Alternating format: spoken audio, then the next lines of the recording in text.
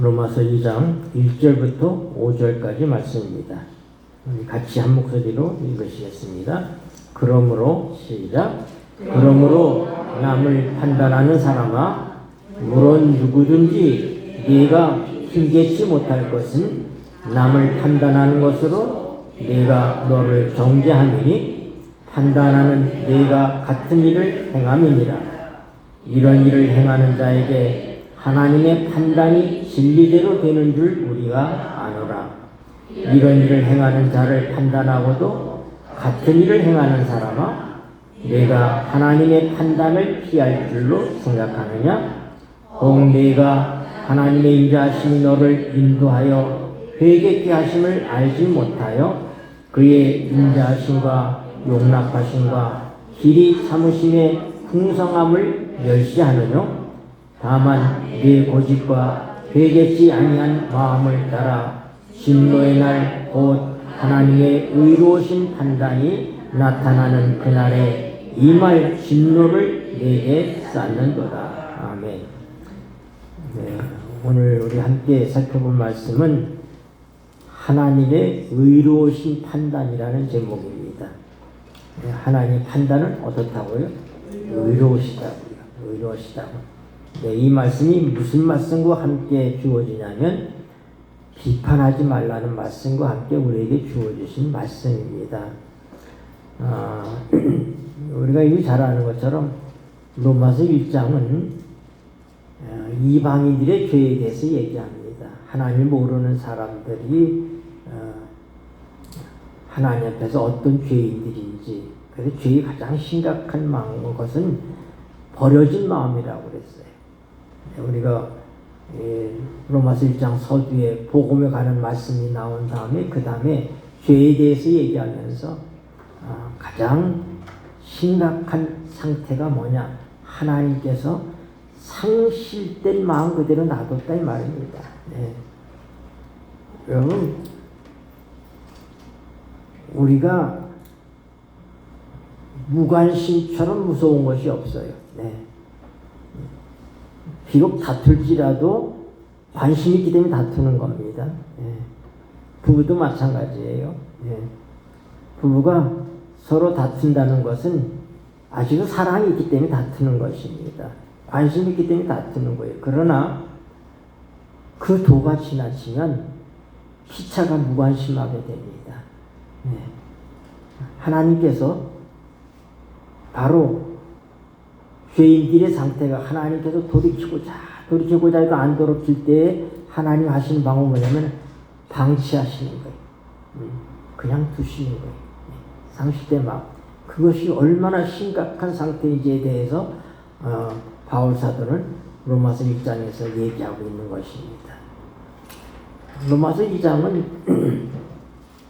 하나님을 안다고 하는 유대인들에 대해서 그들이 율법을 가지고 있고 하나님에 대한 지식을 자랑하고 하나님의 말씀을 가지고 있는 그런 그들 역시 하나님 앞에서 말할 수 없는 죄인이라고 하는 사실을 이 로마서 2장에서 또 강조하고 있습니다.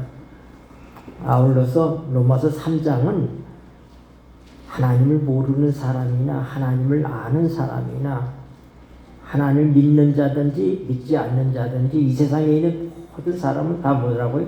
하나님 앞에서 죄인이라고 하는 사실을 강조하고 있습니다. 하나님께서 어떻게 우리가 죄인이라는 사실을 판단하시고 계신지, 하나님의 판단이라는 얘기가 여러 차례 1절과 5절 사이에서 등장합니다. 근데 여기 하나님의 판단은 2절에 보면은 이런 일을 행하는 자에게 하나님의 판단이 진리대로 되는 줄 우리가 아노라. 하나님의 판단은 뭘로 한다고요? 진리대로 판단한다. 우리가 세상 사람들은 판단을 자기 기준으로 합니다. 네. 또 많은 것들은 편견을 가지고 합니다. 또 그러면 사람들은 어떻게 해요? 많은 변명을 합니다. 자기를 합리화시키고 그렇게 합니다. 그러나 진리도 하나님의 판단은 뭐라고요? 진리대로 한다고. 진리대로 한다고 한다는 얘기는 그것은 사실에 근거해서 한다 이런 얘기입니다. 어떤 정황에 따라서 하는 판단이 아닙니다. 형편에 따라서 하는 판단이 아닙니다. 그것은 신실한 그대로, 진리대로, 사실대로 하나님 판단하십니다. 우리는 이 세상에 살면서 올바르게 판단받지 못할 때가 참 많습니다. 그런 말이 있잖아요. 우리가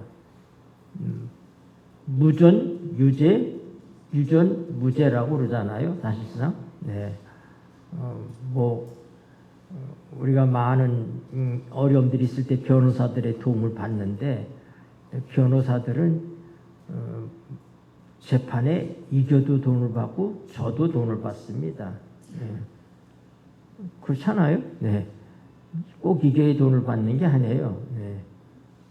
그러니까 우리가 이 세상의 법정에서 이루어지는 그 모든 판단이 정의롭다고 볼 수 없습니다. 네.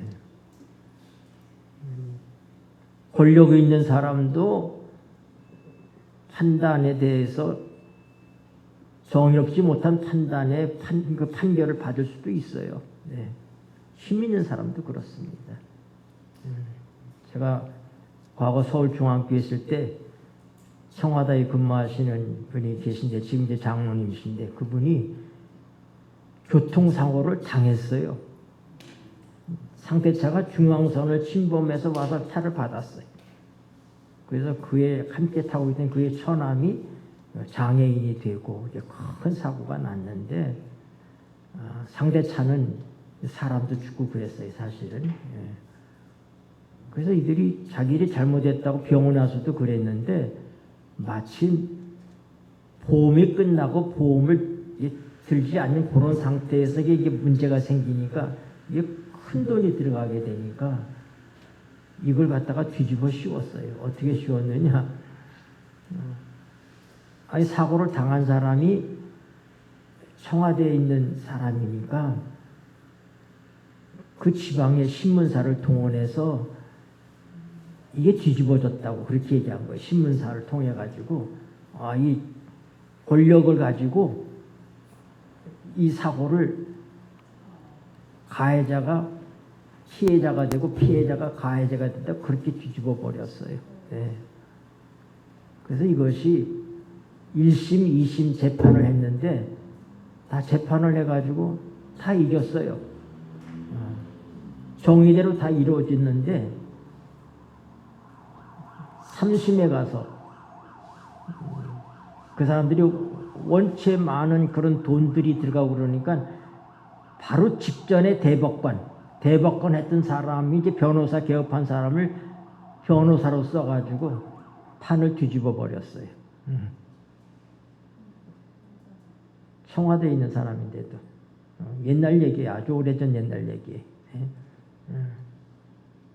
그래서 저도 거기 때문에 탄원서도 쓰고 제가 그런 일들도 있었는데 나중에 우리도 이럴 수밖에 없는 걸 좀 이해해달라. 이래가지고 결국은 그렇게 끝나고 말더라고요. 그러니까 세상에 진리대로 판단하는 것은 하나님밖에 없다는 사실을 우리가 알아야 돼. 세상의 모든 판단은 뭐라고요? 네. 진리대로 되지 않습니다. 네. 하나님 판단은 어떻다고요? 진리대로 된다고 하는 것이. 이것이 얼마나 우리에게 참으로 다행스럽고 위로가 되는 말씀인지를 우리가 알아야 될 겁니다. 우리 이 땅에 살면서 모든 것이 사실대로 그렇게 판단되지 못하는 것들을 우리는 많이 겪고 살고 있는 것입니다. 그러나 하나님의 판단은 뭐라고요? 진리대로 되는 것이기 때문에 의로운 판단인 것입니다. 네. 하나님의 의로운 판단이. 네. 진리대로 하는 판단이라는 것은 거기에는 어떤 위선도 자리 잡을 수가 없습니다. 네. 어떤 상황도 진리를 꺾을 수는 없어요. 네. 어떤 변명도 소용이 없습니다. 하나님의 판단은 진리대로 된다 이 말입니다. 네. 여러분, 진리라는 것이 뭐예요? 예수님께서 자신을 진리라고 말씀하셨어요. 내가 곧 길이요 진리요 생명이다. 하나님의 판단은 하나님 자신을 권고하는 판단인 것입니다.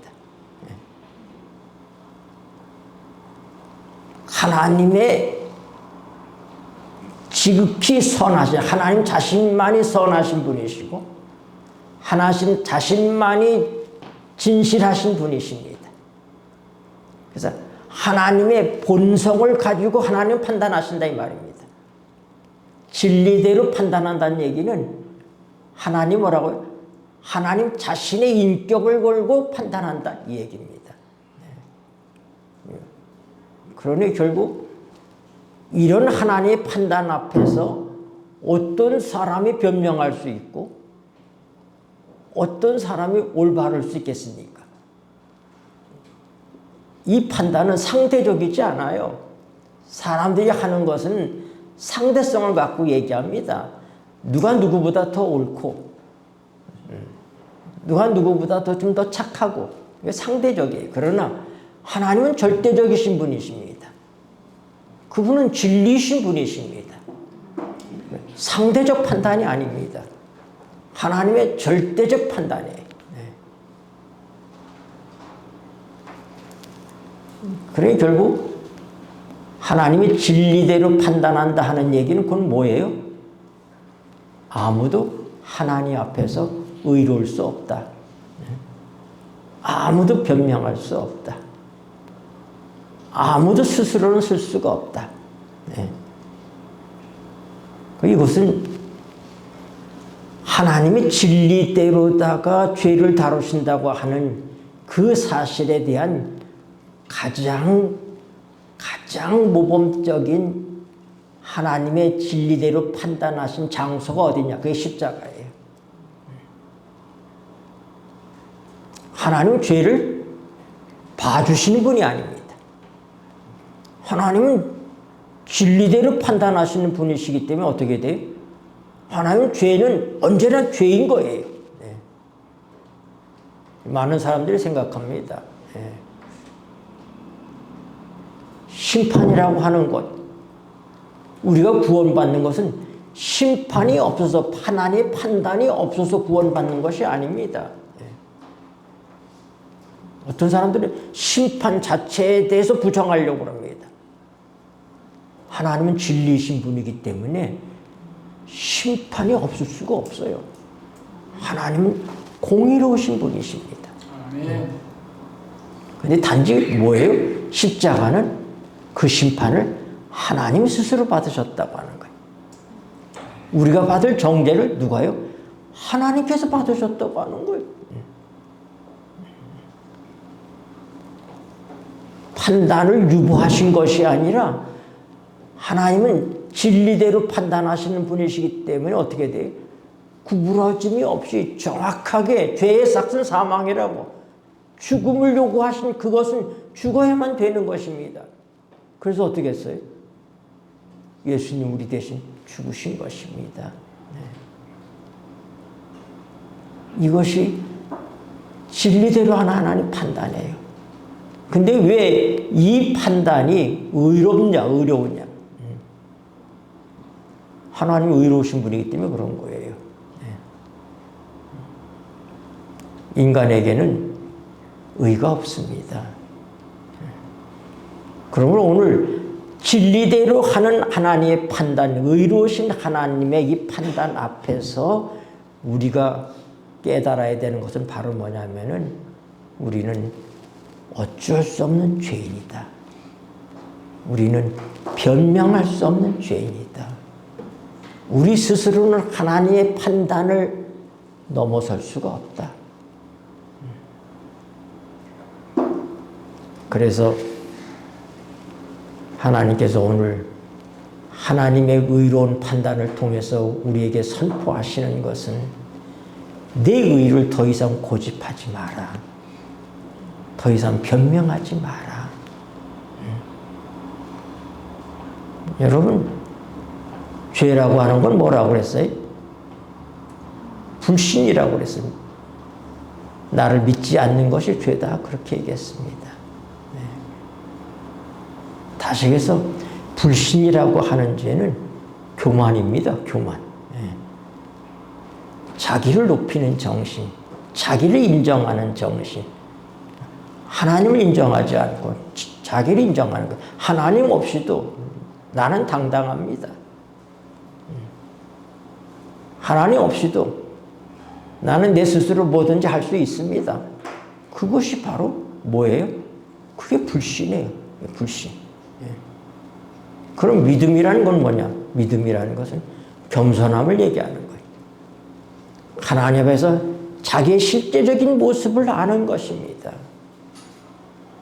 하나님의 진리대로 하는 판단 앞에서 나는 빠져나갈 곳이 없습니다. 나는 절망적 상황 속에 있습니다. 나는 어쩔 수 없는 죄인입니다. 그래서 여러분, 하나님의 판단, 하나님의 심판은 복음인 것입니다. 왜요? 우리에게 살 길을 가르쳐주고 계신 거예요. 너 자신을 의지하지 말라 이 말이에요. 그래서 로마서 3장에 뭐라고요? 아무도 행위로서는, 율법으로서는 의롭다고 얻을 자가 없다. 근데 3장 21절에 그러나 이제는 율법 외에 하나님의 한 의가 나타났다. 인간에게는 의가 없습니다. 진리대로 하는 하나님의 판단 앞에서 의롭다고 인정될 자가 아무도 없습니다. 그래서 하나님께서 우리가 우리의 행위로 의롭게 되도록 그렇게 도와주시는 것이 아니라 아무도 그렇게 할 수 없기 때문에 하나님 자신의 의를 우리에게 주신 거예요. 그래서 하나님도 의로우시고 예수 믿는 자를 의롭다 하셨다. 그렇게 얘기하셨어요. 그걸 우리가 뭐라고 그래요? 믿음으로 말미암는 의라고 얘기하는 거예요. 그래서 하나님의 심판, 하나님의 판단과 믿음으로 말미암는 의는 바로 이 손바닥과 손등과 같은 거예요. 이건 서로 다른 것이 아닙니다. 심판은 형벌이고 저주고, 그리고 믿음으로 말미암는 의는 은혜고 복음이고, 그것이 아니라 심판과 은혜는 같은 거예요. 왜 하나님께서 진리대로 심판하시는가? 하나님이 죄라고 얘기하시는 분이십니다. 죄 아니라고 말씀하실 수 없는 분이십니다. 그래서 하나님이 진리대로 심판하시는 분이라고 하는 그 사실이 정확하게 드러난 사건이 십자가인 거예요. 십자가를 통해서 하나님은 진리대로 판단하신 분이라는 사실을 증명하신 것입니다. 오늘 하나님의 판단이 참으로 사실대로 구부러짐 없이 진리대로. 근데 그 옳고 그름의 기준이 누구라고요? 진리신 자기 자신이라고요. 하나님 자신. 하나님보다 더 의로운 자가 어디 있어? 하나님만이 의로우신데. 그러니까 우리는 진리대로 판단하시는 하나님 앞에서 우리는 다 어떤 존재라고요? 절망적인 존재인 것입니다. 근데 하나님께서는 우리를 뭐라고요? 절망하도록 하신 것이 아니라 어디로요? 은혜로 우리를 이끄시고 계신 거예요. 그래서 하나님의 진리대로 한 판단은 뭐라고요? 우리를 어디로 이끈다? 은혜로 이끌고 있다고 하는 것입니다. 하나님은 우리의 과거와 현재와 미래를 아십니다. 우리의 마음의 동기를 아십니다. 우리가 어떤 존재인지를 아십니다. 그분 앞에서 아무도 변명거리를 찾을 수가 없습니다. 왜요? 하나님은 진리대로 판단하시는 분이시기 때문에 그분의 판단은 그러기 때문에 의로운 판단인 것입니다.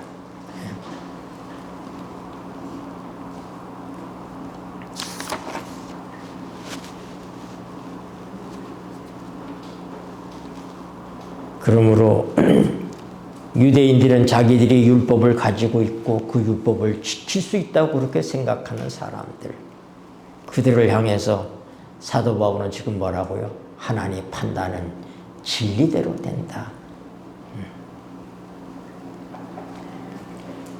위선이 통하지 않는다. 자신을 합리하는 것으로서 넘어갈 수 없다. 이 사실을 오늘 이 사도 바울은 로마서에서 분명하게 우리에게 가르쳐주고 있는 것입니다. 그래서 로마서는 결국 복음을 얘기하기 전에 심판을 얘기하고 있는 거예요.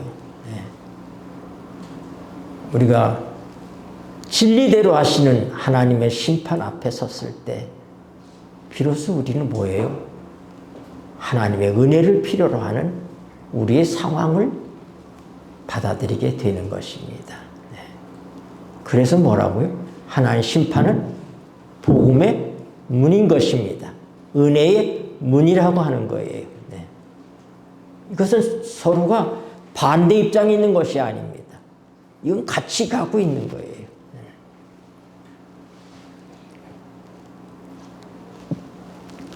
영적인 의미에 있어서 하나님의 판단이 진리대로 된다고 하는 것은 곧 뭐냐면 우리가 우리의 모든 위선을 버려야 된다고 하는 것입니다. 우리의 위선을 버려야 된다. 겉모양만 가지고 있는 그런 종교적인 그런 형태에서부터 벗어나야지 됩니다. 외형적인 종교에서 벗어나야 돼. 그 다음에 정말 중요한 게 뭐냐면 다른 사람을 판단하는 데서부터 벗어나야지 됩니다. 왜요? 우리가 똑같은 죄인이기 때문에 그렇습니다. 그래서 사도 바울이 로마서 2장에서 뭘 얘기하고 있어요? 남을 판단하지 말라는 말씀으로 시작하고 있어요. 남을 판단한다고 하는 것은 그건 뭐예요? 그것은 하나님의 은혜에 우리를 맡기는 것이 아니라 하나님의 판단에 우리 자신을 내놓는 것입니다. 내가 다른 사람을 판단한다는 얘기는 하나님 나를 판단해 주십시오 하고 얘기하는 거예요. 그러니까 결국 뭐예요? 남을 판단하고 정죄하는 것은 결과적으로 누구를 판단하고 정죄하는 것입니까? 자기를 판단하고 자기를 정죄하는 것입니다. 왜요? 마리아가 막달라 마리아가 간음 현장에서 잡혀왔을 때 예수님께서 뭐라고 얘기했어요? 나도 너를 정죄하지 않는다. 오늘 그 자리에 돌을 들고 그 여인을 치려고 하는 그 수많은 군중들 앞에서 죄 없는 분은 누구밖에 없어요? 예수님밖에 없어요.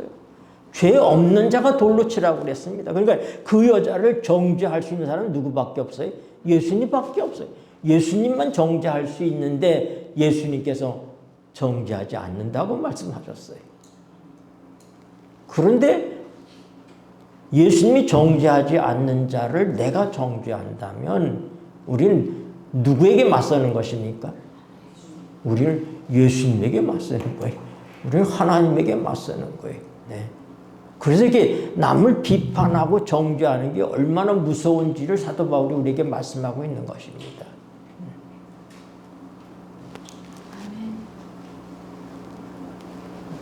우리가 스가랴서에 보면 대제사장 여호수아가 더러운 옷을 입고 하나님 앞에 서 있었습니다. 근데 사단이 참소하잖아요. 그때 뭐라고 말씀하셔요? 사단아, 이는 타던 불구덩이에서 건져낸 그런 그슬린 나무가 아니냐.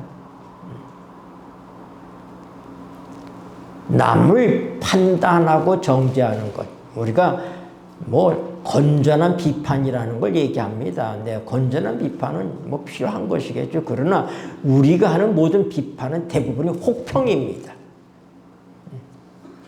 올바른 비판이 아니라 우리는 다른 사람을 깎아내리고 다른 사람을 들춰내는 그 혹평에 가까운 걸 우리 비판이라고 얘기하는 거예요. 어떤 걸 포장을 했든지 간에. 근데 하나님께서는 우리를 혹평하지 않으십니다. 판단하지 아니하셨어요. 우리 처지를 아시고. 근데 우리가 만약에 누군가를 하나님이 정죄하지 않는 자를, 하나님이 판단하지 않는 자를 우리가 판단한다면 그것은 그건 뭐예요? 우리는 하나님의 은혜를 거절하고 하나님, 나는 하나님의 은혜 필요 없습니다. 나는 떳떳합니다.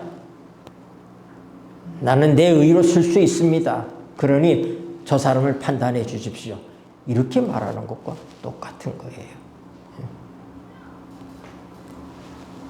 오늘 하나님의 의로운 판단이 우리에게 주는 이 놀라운 은혜와 복음에 대해서 마음으로 함께 생각하시게 되길 바랍니다. 저는 이 한 주간 동안에 왜 하나님의 판단을 진리대로 하는 판단인데 의로운 판단이라고 얘기했을까?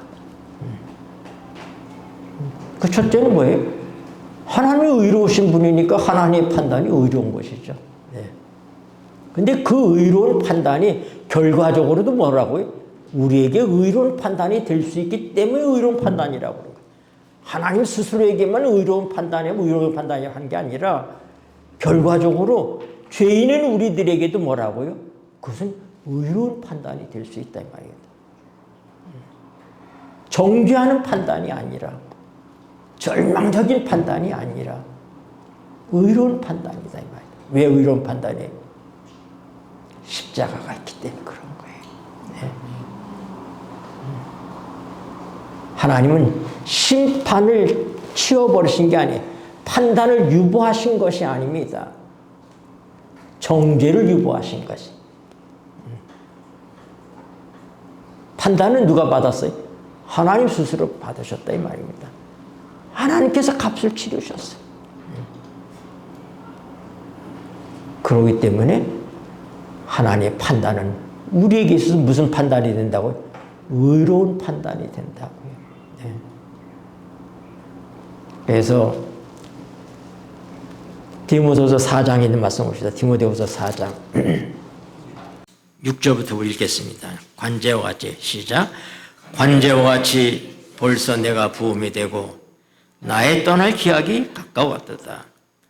내가 선한 싸움을 싸우고 나의 달려갈 길을 마치고 믿음을 지켰으니 이제 후로는 나를 위하여 의의 면류관이 예비되었으므로 주 곧 의로우신 재판장이 그날에 내게 주실 것이니 내게만 아니라 주의 나타나심을 사모하는 모든 자에게니라.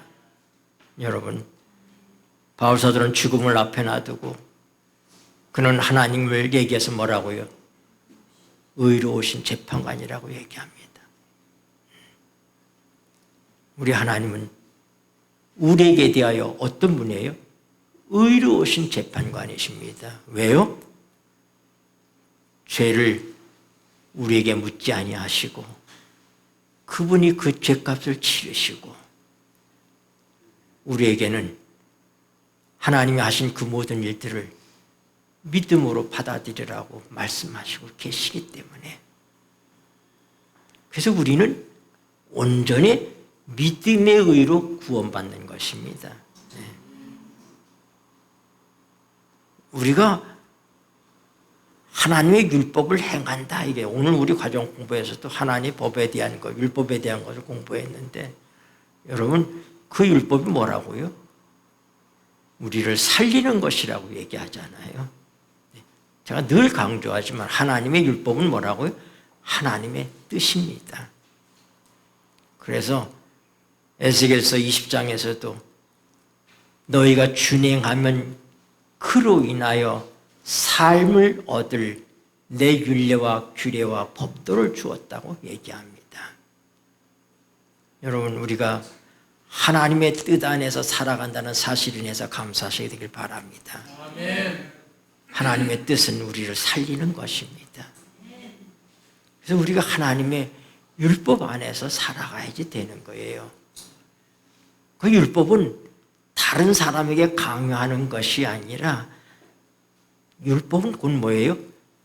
하나님이 나를 살리신 것처럼 다른 사람도 살리시는 것이 하나님의 뜻이라는 사실을 우리가 받아들이고 그래서 그 안에서 삶을 누리게 되는 것이 율법이 갖고 있는 목적이에요. 그래서 로마서 8장 1절에는 뭐라고요? 누구든지 그리스도 안에 있으면 뭐가 없다? 정죄함이 없다. 심판이 없다는 얘기가 아닙니다, 여러분. 심판이 없으면 하나님은 진리대로 심판하시는 분이 아니신 것입니다. 하나님은 진리대로 심판하시는 분이십니다. 그러나 그 심판은 의로운 심판입니다. 왜요? 하나님께서 참으로 진리대로 그 모든 심판을 자기 자신이 받아버리시고 우리에게 살 길을 열어주셨기 때문에 그것이 하나님의 법이 우리에게 선포하고 보여주는 역할입니다. 그래서 우리가 이 갈라디아서에서는 뭐라고요? 하나님의 율법을 몽학선생이라고 얘기한 거예요. 몽학선생. 그래서 그 율법은 뭘요? 내가 너를 살리기 위해서 내가 내 아들 예수 그리스도를 너를 위해서 내주었다. 그래 너는 누구에게로 가라? 네가 살 길은 내 아들 예수한테 가는 수밖에 없어. 그래서 뭐라고요? 율법이 몽학선생인 거예요. 하나님은 우리를 심판하시는 분이시지만은 그러나 예수님이 인자 되심 때문에 심판하는 권세를 주셨습니다. 그게 무슨 의미일까요? 요한복음 5장 27절 보세요. 요한복음 5장 27절. 또 읽겠습니다. 시작. 또 인자됨을 인하여 심판하는 권세를 주셨느니라. 이게 무슨 의미예요? 예수님 뭐가 되셨어요? 사람이 되셨어요. 그런데 사람이 됐기 때문에 하나님께서 그에게 뭘 주셨다고요? 심판하는 권세를 주셨다는 거예요. 심판은 원래 누가 하는 건데? 하나님이 하시는 것인데. 그런데 하나님께서 26절에서는 뭐라고 그랬어요? 아버지께서 자기 속에 생명이 있음 같이 아들에게도 생명을 주어 그 속에 있게 하셨고 그리고 주시는 말씀이 뭐예요? 또 인자됨을 인하여 심판하는 권세를 주셨느니라. 아멘.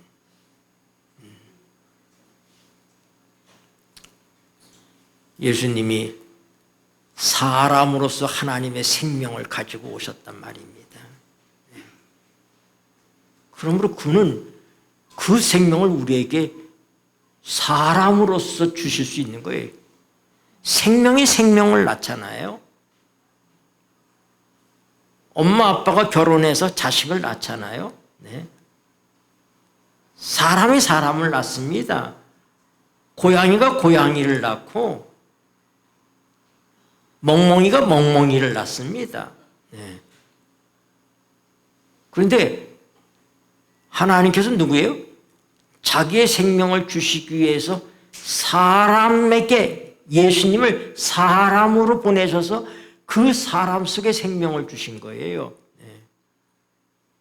왜 예수님이 인자가 돼야지 우리가 하나님의 생명을 갖게 되는지에 대해서 이 아주 자연스러운 자연현상 속에서 여러분들이 이해하시면 되는 거예요. 그러면서 그 사람이 됐기 때문에 내가 뭘 줬다고요? 심판하는 권세를 줬다. 여러분, 하나님은 진리대로 심판하시는 분이셔요. 그런데 하나님께서 그 심판하는 권세를 누구한테 줬다고요? 예수님에게 주셨다고요. 인자이신 예수님에게 주셨다고요. 근데 예수님은 어떤 분이십니까? 심판하시는 권한을 갖고 계시지만 그분은 하나님과 우리 사이에 중보자가 한 분이 있는데 그분 누구라고?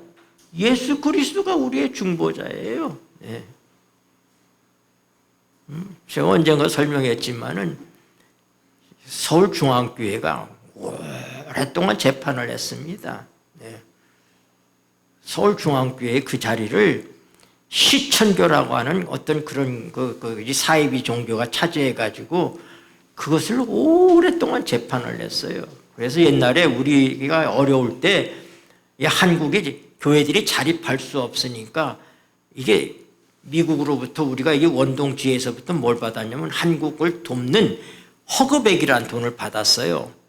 우리가 지금은 이제 컨퍼런스 자양연합회가 되고 자양합회가 됐잖아요. 옛날엔 대회라고 그랬어요. 미션이라고 그랬단 말입니다. 우리가 도움을 받아서 살았단 말이에요. 옛날에는. 근데 그렇게 도와주는 돈이 거의 다 그 재판비로 다 나갈 정도로 그렇게 그 엄청난 재판을 했습니다. 근데 우리의 이 변호사가 누구냐면 민복기 씨였어요. 민복기. 민복기 씨 알아요? 대법원장 하셨던 민복기. 우리 변호사가 민복기 씨였는데 갑자기 그 사람이 대법원장이 됐습니다. 그리고 그 사람이 자기가 권하는 사람한테 변호사를 그 사람을 쓰라고 얘기했어요. 그럼 그 재판 이기겠어요? 지겠어요? 그거에 바로 하나님께서 뭐예요? 예수님을 인자로 보내시고 그 인자를 통해서 하나님의 생명을 주시고 그를 중보자로 세우시고 그를 심판자로 세우셨어요. 예수님 지금 하늘 지성소에서 뭐예요? 우리를 위해서 중보하시잖아요. 왜요? 사람이기 때문에 중보할 수 있는 거예요. 대제사장은 뭐 해야 된다고? 사람이어야지 된다고요. 이게 복음의 핵심이 바로 뭐라고요? 예수님을 사람으로 보내시고 하나님의 생명을 그에게 주시고 그가 인자됨을 인해서 뭘들 심판하는 권세를 주셨다. 끝난 거잖아요. 그분이 모든 죄값을 자기가 치르시고